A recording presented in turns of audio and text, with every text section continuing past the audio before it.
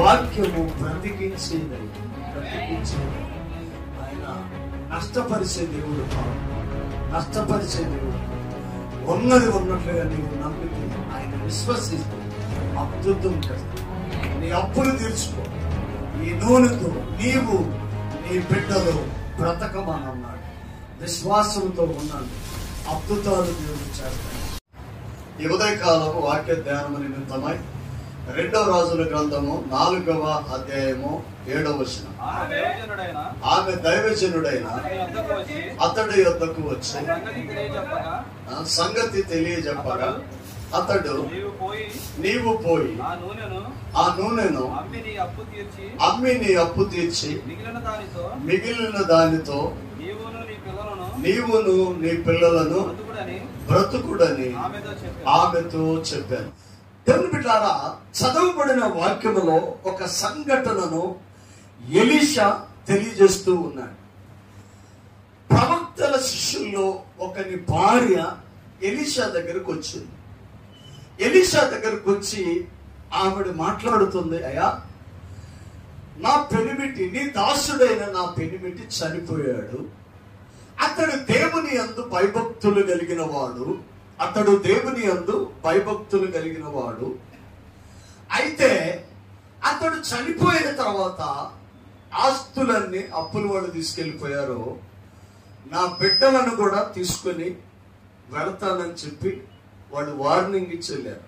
మనం గమనించాల్సింది ఏంటంటే, ఒక కుటుంబం దేవునిలో ఎదగాలి, దేవునిలో ఉండాలి, దేవునితో నడవాలి.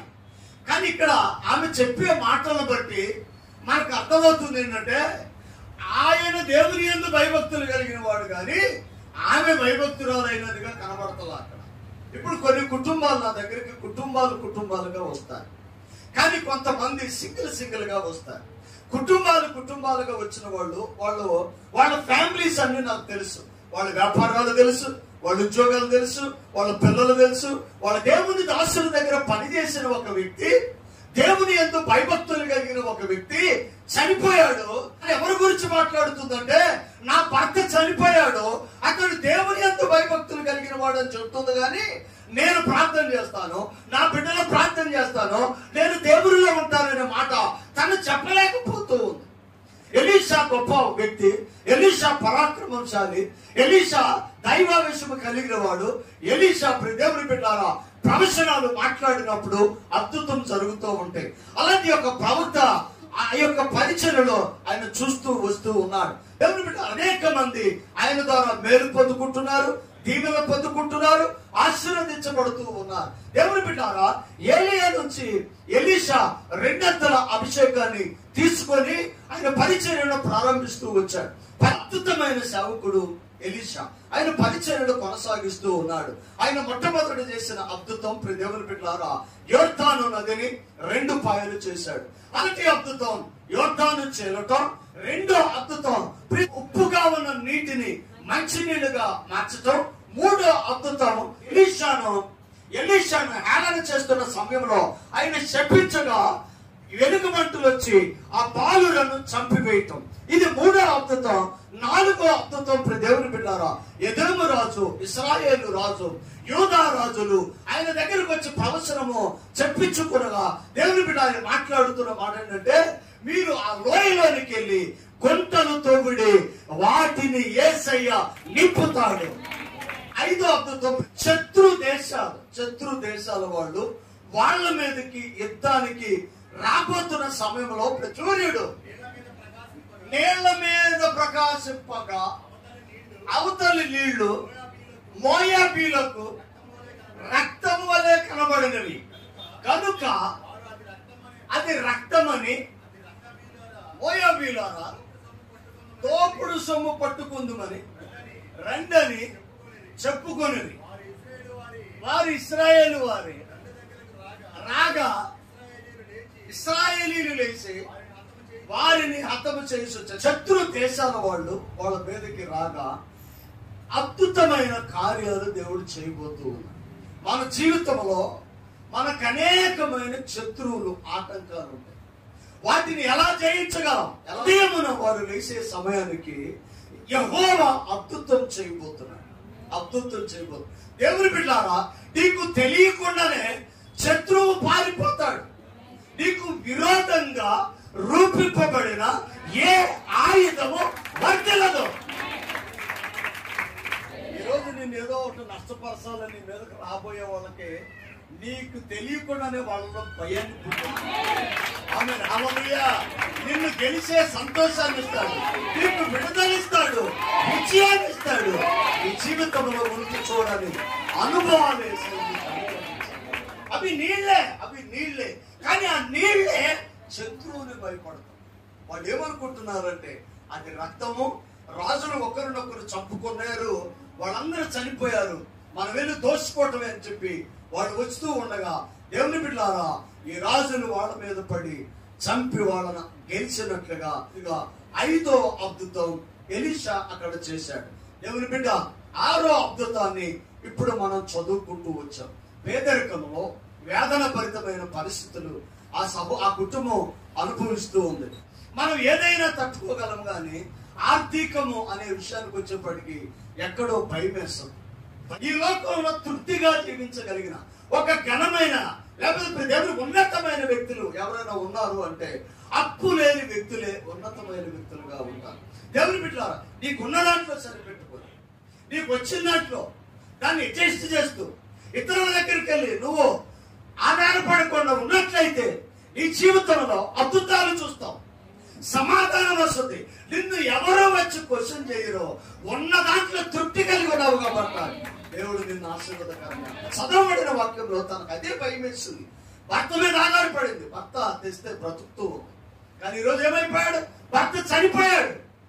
అప్పులు వాళ్ళ ఆస్తులన్నీ తీసుకుని వెళ్ళిపోయారు, బిడ్డలు కూడా తీసుకుని వెళ్ళిపోతా ఉన్నారు. ఏ స్త్రీ అయినా దేనికి లోపడిందంటే భర్త పర్లేదు అని అనుకోవచ్చు, ఆర్థిక పరిస్థితులు ఎదుర్కోవటానికి సిద్ధపడవచ్చు, కానీ బిడ్డలకు ఏదైనా ప్రమాదం వస్తుంటే మాత్రం తను తట్టుకోలేదు. ఆ బిడ్డల కోసం తను ఎంతవరకైనా వెళ్ళగలదు. తల్లి మనస్సు అలాంటిది. దేవుని బిడ్డలారా, భర్త పోయినప్పుడు తను ధైర్యంగా ఉంది, ఆస్తులు పోయినప్పుడు తను ధైర్యంగా ఉంది, దైవ సేవకుని ఆశ్రయించలేదు. కానీ ఎప్పుడైతే నీ బిడ్డలు తీసుకెళ్ళి వెళ్తామో అని చెప్పేసి ఆ అప్పుల ఇచ్చిన వాళ్ళు అన్నారో, వెంటనే తనకు భయమేసి ఆ సమస్య నుంచి బయటపడటం కోసం ఏం చేయాలని ఆలోచన చేస్తున్న క్రమంలో తన యజమాని లేక తన భర్త పనిచేసిన దైవ సేవకుడు గొప్పవాడని తను అప్పుడు గుర్తొచ్చింది. యేసయ్య గొప్పవాడని సమస్యలో ఉన్నప్పుడు గుర్తు రావటం కాదండి, సమస్యలు రాకముందే గుర్తు రావడం. నయమాన్ ఎలీషా దగ్గరికి వచ్చినప్పుడు ఎలీషా నయమాన్తో అంటాడు, దేశానికి హోమ్ మినిస్టర్ అతను రావటం మామూలుగా రావాలా, కొన్ని లక్షల కానుకలతో ఎలీషా దగ్గరికి వచ్చాడు, పరివారంతో వచ్చాడు. ఎంత మందితో వచ్చినా కూడా ఎలీషా నయమాను మొహం కూడా చూడ గెహజీని పంపించాడు. 7 మార్లు యోర్దాను నదిలో మునుగు, స్వస్థత వస్తుంది. దేవుని మందిరములో విశ్వాసముతో కూడిన కార్యాలే తప్ప మరి ఏది ఉండదు. నువ్వు విశ్వసిస్తే అద్భుతాలు చేసే నీ కుటుంబంలో చేస్తావు. దేవుని బిడ్డలారా, భిన్నమైన పరిచయాలు కనబడతాయి. అక్కడేమో కొత్త పాత్రలో ఉప్పేసి తీసుకొని రమ్మన్నాడు, ఇక్కడేమో గుంటలు తవ్వమన్నాడు. ఇక్కడికి వచ్చి అడుగుతున్నాడు, నా నుంచి నీకేం కావాలి అని చెప్పిన సమాధానం, నూనె కొండ తప్ప మా ఇంట ఏది లేదు అని. భిన్నమైన పరిచయం చాలా జాగ్రత్తగా గమనించారు. దేవుని బిడ్డలారా, ఒక భిన్నమైన మార్గంలో దైవ సేవకుడు నడిపిస్తూ ఉంటాడు. పక్క వాళ్ళని దీవించినట్టుగా నిన్ను దీవించాల్సిన అవసరం లేదు. పక్క వాళ్ళతో మాట్లాడినట్టుగా దేవుడు నీతో మాట్లాడటం, పక్క వాళ్ళకి ఇచ్చినట్టుగా దేవుడు నీకు ఇవ్వడం, నీకు ప్రత్యేకంగా ఇస్తాడు. నీకు ఇచ్చిందే మంచిది, నీకు ఇచ్చిందే శ్రేష్టమైనది, నీకు ఇచ్చిందే ఘనమైనది. ఎక్కడికో కావంట ఇద్దరు ప్రార్థన చేస్తా ఉన్నారు. దేవుడు వచ్చాడు, అమ్మ ఏం కావాలో కోరుకున్నానంటే, కావాలంటే నేను కాదు ఆమె కూడా ఇద్దరు ప్రార్థన చేస్తారు కదా, ఆమెకి ఏం కావాలో ఆ దగ్గరికి వెళ్ళాడు. వీళ్ళు ఆడుకోవడం ఆమె అడిగిందంట, సార్ నేను కాదు ఆమె ఏం కావాలో ముందు అడగండి ఆమె. 2-3 సార్లు తెప్పించుంటారు. ఎవరో ఒకరు చెప్పండి అమ్మా అని అంటే అప్పుడు ఒక ఆమె డిసైడ్ అయిపోయి ఆమెకి ఏది కావాలో అది నాకు డబ్బులే ఉందన్న. నీ అవసరత ఏదో నువ్వు దేవుణ్ణి అడగాలి. పక్కోళ్ళతో పోల్చుకుంటే ఇలాగే జరుగుతాయి. నీ అవసరత వేరే, వాళ్ళ అవసరత వేరే. ఇద్దరు మందిరంలో ఉన్నారు. ఇద్దరు దేవాలయానికి వెళ్ళారు. ఒకళ్ళు ప్రార్థన, ప్రభువా నేను యూదుడను, నేను నీ బిడ్డను, మా పితరులు నిన్ను ఆరాధన చేశారు, నేను నిన్ను ఆరాధన చేస్తున్నాను, మేము అన్నీ ఇస్తాము, ఇతరులాగా కాదని చెప్పి ఒక అతను దేవుని దగ్గర ప్రార్థన చేస్తాడు. రెండో అతను, అయ్యా నేను యోగ్యుడను కాను, నేను పరిశుద్ధుని కాను, నీ పరిశుద్ధ మందిరంలోకి అడుగు పెట్టినప్పుడు నా స్థితి ఏంటో నాకు అర్థమైంది. ఆకాశం వైపు చేతులు చాపి అడుగుటకు కూడా నేను యోగ్యుడిని కాదు. తాను వ్యక్తులుగా మార్చుకొని దేవుని దగ్గర ప్రాధేయపడుతూ ఉన్నాడు. దేవుని బిడ్డలారా, అడిగే విషయంలో క్లారిటీగా అడగాలి. ఎవరితోనో పోటీ పడటం కాదు. ఎవరి అవసరతలు వాళ్ళే, ఎవరికి ఏది కావాలో అది దేవుని అడగాలి. దేవుడు వచ్చినమంటే వాళ్ళు వెంటనే చెప్పాలి, ప్రభా ఇక సో నా పిల్లలు చదవాలి, నా కుటుంబం ఇది, నా భర్త ఇలా ఉండాలి, నా ఇల్లు ఇలా ఉండాలి, నేను ఇలా ఉండాలని నేను మందిరానికి వచ్చాను, నేను అదే అడుగుతున్నాను ఎస్ అని చెప్పేసి పక్కన ఆమె దగ్గరికి వెళ్తాను. ఆమె చెప్పాలి. వీళ్ళిద్దరే చెప్పిన తర్వాత దేవుడు యోగ్యమో ఏది అవసరమో వాళ్ళకి ఇస్తాడు. వీళ్ళిద్దరు ఏమనుకుంటున్నారంటే తనేమో అడుగుతుందని 2-3 సార్లు అటు ఇటు తిప్పిన తర్వాత డిసైడ్ అవ్వలేక ఒక ఆమె అన్నమాట, తను ఏది అడిగితే అది డబ్బులే ఉన్నారు. చాలా తెలియగలరు. ఎలాంటి తెలియగలరు అంటే ఇద్దరు మందిరంలో కూర్చుంటారంట. హెచ్సిగా ప్రార్థన చేస్తూ ఉంటారు. ఎలా ప్రార్థన, ప్రభువా నేను పాపిని, అవునయ్యా అంటదంట పక్క అమ్మ. నేను దౌర్భాగ్యాన్ని, అవునయ్యా అంటదంట పక్క అమ్మ. నేను పనికి మాలిందని, అవునయ్యా అంటదంట పక్క. ఏకీపించి ప్రార్థన చేయటం కదా, అవునయ్యా అంటూ నేను పనికి మాలిందని, అవునయ్యా నేను దరిద్రాన్ని, అవునయ్యా నేను అవునయ్యా అని అంటూ ఉంటుందంట. అలాంటి నన్ను దీవించి ప్రభు అంటే మౌనంగా ఉంటుందంట. దేవుని బిడ్డలారా, ఏకీభవించి ప్రార్థన చేయమనంటే అవునయ్యా అని అన్నది, దాన్ని దీవించి ప్రభు అంటే అవునయ్యా అని అనాలిగా అందో అలా ఉంటారు. అందుకని దేవుణ్ణి అడిగేటప్పుడు దేవుని బిడ్డలారా ఎప్పుడు పక్క వాళ్ళని అడగకూడదు. వాళ్ళతో మనం ఏం చేయకూడదు, కంపేర్ చేసుకోకూడదు, పోల్చుకోకూడదు. నువ్వు దేవుని సన్నిధికి వచ్చి నీకేం కావాలో అడగాలి. ఎలీషా దగ్గరికి వచ్చి ఇష్టమే మొత్తం చెప్పింది, మొరపెట్టింది, ప్రార్థన చేసింది. ఎలీషా అంటున్నాడమ్మా, నా నుంచి నీకేం కావాలో చెప్పు, నీ ఇంట్లో ఏముందో కూడా చెప్పు. తను అన్నమాట, అయ్యా మా ఇంట్లో నూనె కొండ తప్ప మరి ఏది లేదు. సపడ కొడుతూ దేవుడు. ఈ రోజున ప్రాబ్లం ఏంటో తెలుసా? ఈ రోజున అనేక మంది ఆత్మహత్యలు చేసుకోవటానికి, పారిపోవటానికి, అభివృద్ధిని చూడలేకపోవటానికి, జీవితంలో ఓడిపోవటానికి కారణం బతకలేక కాదు, ప్లాన్ లేక.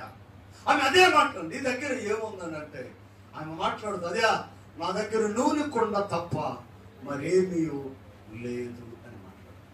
దేవుని బిడ్డలారా, ఆమె తనకు ఒక మంచి సలహా ఇస్తాడు. కిందకు రండి, నీవు బయటికి పోయి నీ ఇరుగు పొరుగు వారి అందరి యొక్క దొరకగలిగిన వట్టి పాత్రలన్నిటినీ వెరవపుచ్చుకొనుము. అప్పుడు నీవు నీ బిడ్డలు నీ ఇంటిలోనికి వచ్చి నీవు నీ కుమారులు లోపల నుండి తలుపు మూసి ఆ పాత్రలన్నిటిలో నూనె పోసి నిండినవి ఒక తట్టున ఉంచమని ఆమెతో చెప్పాను. యేసయ్య ఏది చెప్తే దైవ సేవకుడికి అది మీకు చెప్తాడు. మీరు అలాగే చేయటమే, క్లియర్గా వినాలి దేవుని వాక్యాన్ని. నేను మొదటే చెప్పా, పిన్ టు పిన్ వినాలి. దేవుని వాక్యం సరిగ్గా వినకుండా, సరిగ్గా అది అర్థం కాకుండా నీవు దేవుని పనిని, దేవుని యొక్క మేలును నువ్వు చూడలేవు. నేను ఒక ఉపమానం మీకు ముందు పెడతాను. అత్తాకోడళ్ళు ఇద్దరు క్రైస్తవులు దేవుని బిడ్డలో మందిరానికి వెళ్ళేవారు. కొద్దిగా అత్తకి కొద్దిగా డామినేషన్ ఉంది. ఇక అమ్మాయి నేను వెళ్తున్నాను మందిరానికి, కొద్దిగా ఈ పనులు అన్నీ చేసి ఒక అడుగు లేటుగా రాదా అని చెప్పేసి వచ్చేసింది బైబిల్ పట్టుకొని. సరే మొత్తానికి అత్తగారు చెప్పింది చేసింది. మెల్లిగా ఆమెననే సమయానికి వచ్చింది. పాస్టర్ గారు ఆవిడొచ్చి మందిరంలో కూర్చునే పాటికి మీరు ఇంటికి వెళ్ళి అట్లు చెయ్యుడి అనే మాట విందాం. మీరు ఇంటికి వెళ్ళి అట్లు చెయ్యుడి అనే మాట ఉంది. ఆమె అన్నాడు, ముగింపు ప్రార్థన చేశాడు. అత్తగారి కన్నా ముందెళ్ళింది, ఇంత ఎత్తున అట్లు చేసి పెట్టింది ఇంట్లో. అట్లు అంటే దోశలు కదా. సరే అత్తగారి ఇంటికి వెళ్ళింది. ఏంటే ఏం చేసావంటే పాస్టర్ గారు ఇంటికి వెళ్ళి అట్లు చేయమన్నాడు కదా అత్తయ్య, ఫ్రిడ్జ్లో నువ్వు ఏది పిండి తీసి నువ్వు 4 రోజులకు సరిపడా పెట్టావు కదా పిండి, మొత్తం అట్లేసాను ఈగో అన్నాను. అట్లు చేయమంటే అట్లు చేయటమా? ముందేదో జరిగింది. ఏది అది ఇలా అలా వాక్యం వినకూడదు. ఇంటికి వెళ్ళి అట్లు చేయమంటే ఆ ఒక్క మాటని ఏం చేసింది? దేవుని బిడ్డలారా, అట్లు చేయటం మొదలుపెట్టింది. అది కాదు వాక్యాన్ని భుజించాలని మాట్లాడారు పాస్టర్ గారు. ఇల్లింది, ఇంటికి వెళ్ళిపోయింది. రోజుకో పేజీ తినేస్తుంది వాక్యం. బైబిల్ చింపేసి రోజుకో పేజీ తినేస్తుంది. పాస్టర్ గారు చాలా తర్వాత ఇంటికి వెళ్తే ఆదికాండం మొత్తం లేదంట. బైబిల్ తీసుకురామ్మా, ఏదో చదవటం కోసం రిఫరెన్స్ వస్తుంటే ఆదికాండం మొత్తం లేదంట. ఏమో ఇందులో ఆదికాండం ఏమైంది, నిర్గమకాండం కాదు నుంచి ఉన్నారంటే అదేంటి అయ్యారు? వాక్యం బలం, వాక్యం ఆరోగ్యం, వాక్యం శక్తి, వాక్యం మేలని అన్నారు కదా, వాక్యాన్ని తింటే దీవెన అన్నారు కదా. అందుకని రోజుకో పేపర్ నవ్వుతున్నాను, నిర్గమకాండం మొదలెద్దాం అనుకుంటున్నాను. వాక్యం మీకు కరెక్ట్ గా అర్థం అవ్వాలి. ఎలా అర్థం అవ్వాలంటే, ప్రియ దేవుని బిడ్డలారా, ఒక సహోదరి మందిరానికి వచ్చింది, వాక్యం విని ఇంటికి వెళ్ళింది. ఆమె ఇంటికి వెళ్ళింది అని వాడు వాక్యాన్ని గురించి మాట్లాడుతూ ఉండగా అమ్మ పాస్టర్ గారు అసలు ఏం చెప్పారంటే, మొట్టమొదట మీరు వచ్చారా అని అన్నాడు. ఆ రాత్రి 12 దాటిన తర్వాత వీళ్ళిద్దరు ముచ్చట్లు కదా, దొంగతనానికి దొంగలు వచ్చారు. ఇంటి బయట ఉన్న దొంగలకు వినపడేది ఏమైందంటే, అమ్మ ఇందరు అని పక్కన కూర్చున్నారు. పక్కన కూర్చుంటే రెండో మాట ఏంటి, కూర్చున్నారా అని అన్నాడు. వెంటనే వీళ్ళు ఏం చేశారంటే, అమ్మ చూసిందిరా బాబు అని. ఎందుకు వచ్చారా అని అంది, చీకట్లో కూర్చుంటే కూర్చున్నారా అని కూడా అంది అని చెప్పేసి ఇక ఇక్కడ లాభం లేదు, మన పనులు వర్కౌట్ అవ్వని వెళ్తా ఉన్నారంట. మూడో మాట ఏంటి, వెళ్తున్నారా అని. ఇక పరుగులు అనిపించుకుని వెళ్ళారు. ఆ ఇంట్లో దొంగతనం జరగదు. 3 మాటలేనా ఎలా వినాలి? మొదటి మాట ఏంటి, వచ్చారా. రెండో మాట కూర్చున్నారా. మూడో మాట వెళ్తున్నారా. ఈ 3 మాటలు దొంగతనాన్ని ఆపేసి దేవుని మాటలు మీరు విన్నప్పుడు అద్భుతమైన అదే మనకు అర్థం కావాలి. మీ ఇంట్లో ఏముందంటే అబద్ధాలు చెప్పలా, దొంగ తిరిగి మాట్లాడాలి, ఏమేమో చెప్పాలా. అసలు ఏం జరిగిందంటేనండి, అసలు ఏం అలా మాట్లాడాలా క్లియర్ గా చెప్పింది. మా ఇంట్లో నూనెకుండా తప్ప ఏమీ లేదు. మనం అనుకుంటాం ప్రాంతంలో కూర్చుంటాం, ప్రాంతంలో కూర్చున్న వెంటనే ఆకాశం నుంచి దేవుడు వచ్చి నీకేం కావాలని అడుగుతాడు అనుకుంటాం. కానీ యేసయ్య ఎప్పుడు అలాంటి కార్యాలు అలా ఎప్పుడు మనం ఏ మనుషుల దగ్గరికి ఆయన డైరెక్ట్ గా రాలేదు. అలాంటి చరిత్ర లేదు, ఇక ముందు కూడా ఉండవు. నువ్వు ప్రార్థన చేస్తే నీ అవసరత తీరుస్తాడు. అది ఎటు నుంచి కావాలో విశ్వాసంతో మీరు ఉండటమే దేవుని కార్యాలయం. అలా మీరు చెయ్యని రోజున దేవుని బిడ్డలారా ఆశీర్వాదాలు, అభివృద్ధిని మనం చూడలేము. దేవుని ఇష్టం, దేవుడు ఎలా చేస్తాడో దానికి మనం లోబడి ఉండాలి. అది మనకు అర్థం అవ్వాలి. నూనె కుండ తప్ప ఏదీ లేదు అని అంటే మనకి నూనె కావాలి, డబ్బు కావాలి, ఆస్తి కావాలి, సంథింగ్. ఆ ఇంట్లో చాలా ఉంటాయి. అక్కడ మన ఇంట్లోకి వెళ్ళి చూస్తే మనకి ఎన్ని కావాలో మనకు తెలుసు. కనీసం పోపు లేకపోయినా కూడా అవ్వదు. ఎవరు పెట్టారు ఆయన అన్నమాట, అది చాలు. నువ్వు ఎప్పుడు కూడా నువ్వు నీ ఇంట్లో చాలా మంది చేసే పొరపాటు ఏంటంటే, యేసయ్య దగ్గరికి వస్తాం, ప్రార్థన చేస్తాం, కానీ మన సూప్ అంతా పక్కింట్లో ఉంటుందంట. వాళ్ళు టీవీ కొన్నారు, వాళ్ళు బండి కొన్నారు, వాళ్ళు ఇల్లు కొన్నారు, వాళ్ళు బాగుంటున్నారు, వాళ్ళు అది చేశారు, వాళ్ళు ఇది చేశారు అని వాళ్ళ వైపు చూస్తాం. కానీ నీ ఇంట్లోకి నువ్వు చూసుకో. ఆయన అడిగేది అదే, నీ పక్క వాళ్ళ ఇంట్లో ఏముందని అడగట్లా, నీ ఇంట్లో ఏముంది తను తరిసి చూస్తే ఒక నూనె కుండ నీ ఇంట్లో నీకు కలిగింది ఏదో అది దేవుని దగ్గర పెట్టు. అది 30 అంతలు కాదు, 60 అంతలు కాదు, 100 అంతలుగా దేవుడు దాన్ని ఆమేన్ హల్లెలూయా. అది చాలు, అది చాలు. దేవుని బిడ్డ అద్భుతమైన ఆశీర్వాదాలు రావడానికి అది చాలు.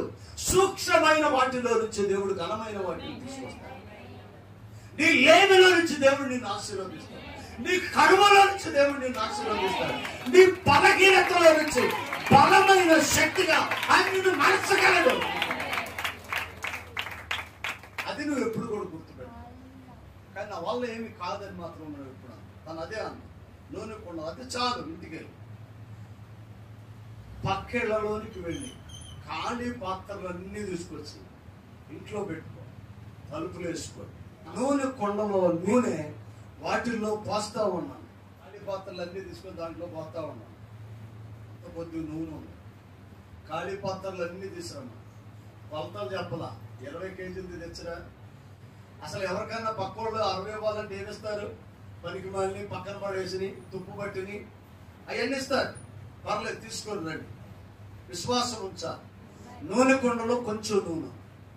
కానీ దైవజనుడు మాట్లాడుతున్న మాట, పక్కింటికి వెళ్ళి ఖాళీ వాటిని సేకరించాలి.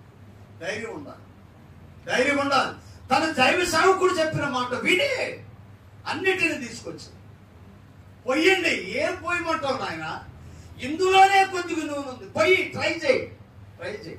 దేవుని పనిలో, దేవుని బిడ్డలో దేవుడు ఏం చెప్తే అది చేయటం. No more question. ఆయన్ని క్వశ్చన్ చేయకూడదు, క్వశ్చన్ చేయకూడదు. వెళ్ళమంటే వెళ్తాను, కూర్చోమంటే కూర్చోడు. ఆమె హల్లెలూయా. మాట్లాడమంటే మాట్లాడటమే, చెయ్యమంటే చేయటమే, అంతే. ఆయన పొయ్యమన్నాడు, అయ్యిద్దా? ఇవేం అడగల. వాళ్ళు పొయ్యటం మొదలేశారు, పొయ్యటం మొదలేశారు, పొయ్యటం మొదలేశారు. దేవుని సన్నిధిలో వాళ్ళు ఆయన చెప్పింది అదే. మీరు లోపలికి వెళ్ళి తలుపేసుకోండి.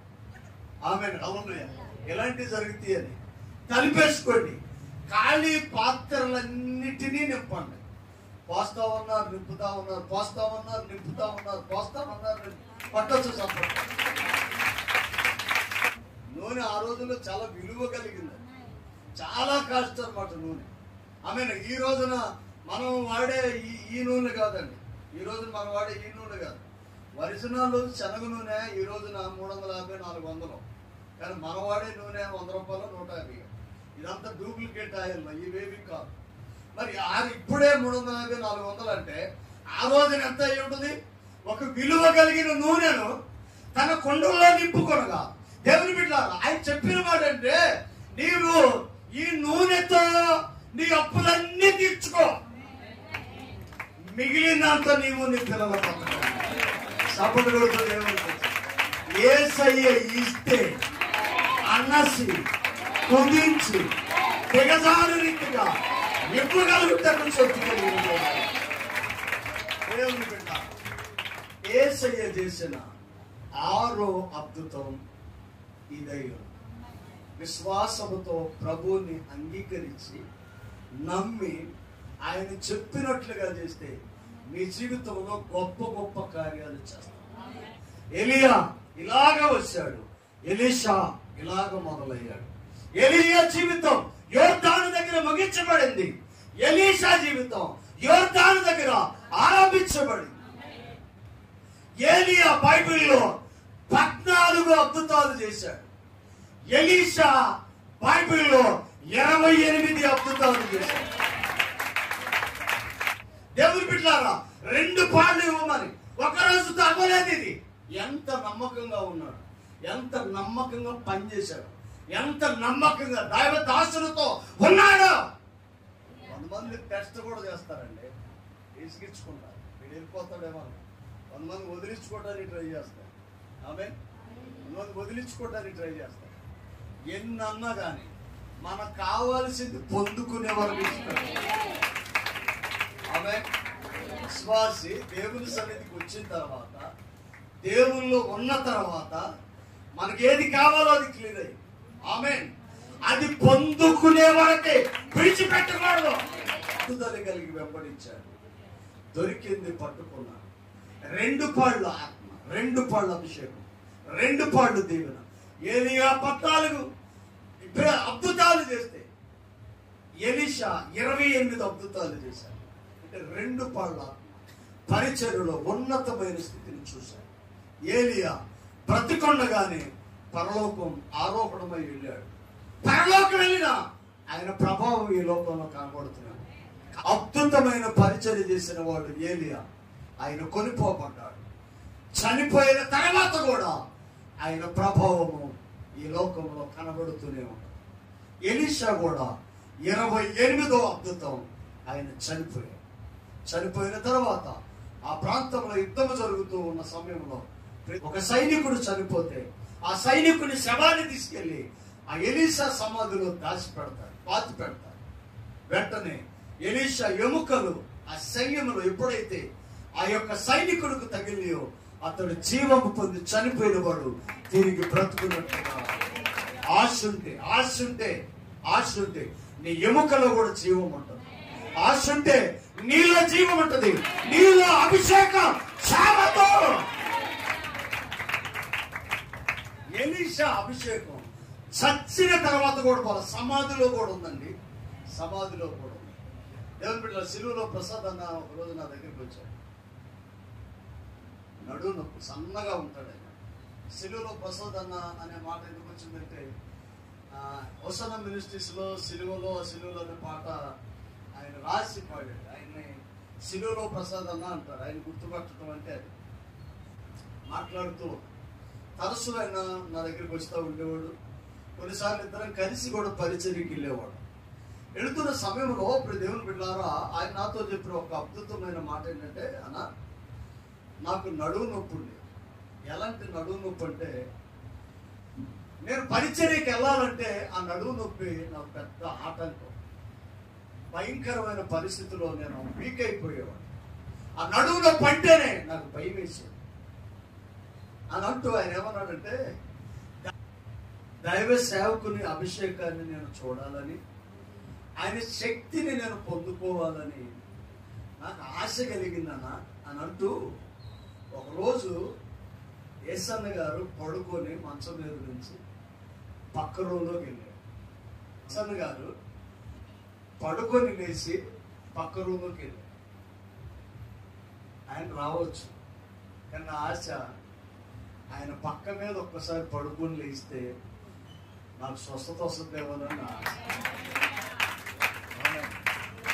హల్లెలూయా అన్న, నమ్మండి, ఆశ అయితే ఉంది. ఒక్కసారి అలా పడుకొని లేస్తే బాగుండాలని ఆశ ఉంది.